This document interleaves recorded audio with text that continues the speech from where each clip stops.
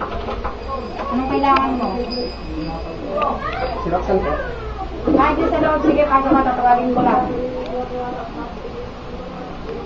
Roxanne, may bisita ka. Ima, ba't napadalaw ka?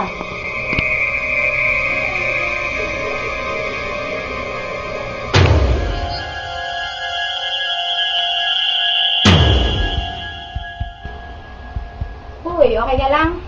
Ha?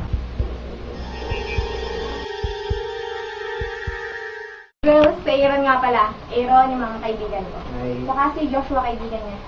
Hello. Siya, may nangyari ko dito.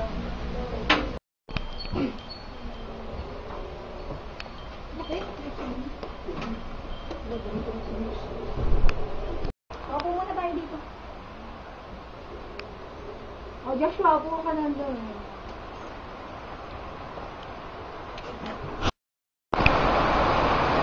Parang hindi ko nakikita si Jen. Umuwi kasi sa province, sinundo ng natin. Sayang naman. Kaya nang pinita ko dito. Oh, sayang. Magaling ka pa naman sana eh.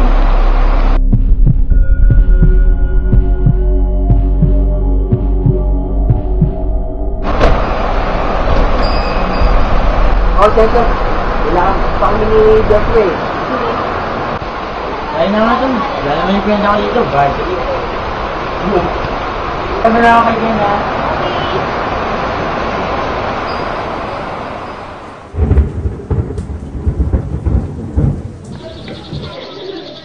Taisian kaya yun? Pinumulto niyo na kaya ako? Hindi lang talaga kailangan. Hindi na akong babalik sa boarding house na yun. Kaya ganun yung tsura ni Hiro ngayon, ano? Hindi ko lang alam. Kanina ko pa napapansin yan eh. Siguro may nangyari din kagabi.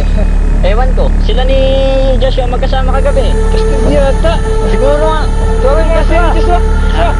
Bakit? Barataan mo kami nangyari kahapon.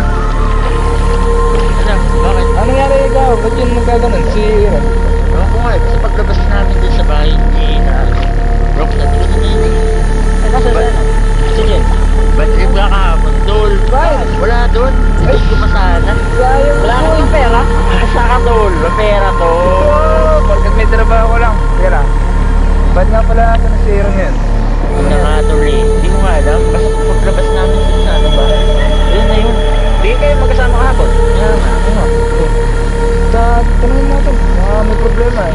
Mga doktor. Matapin mo muna.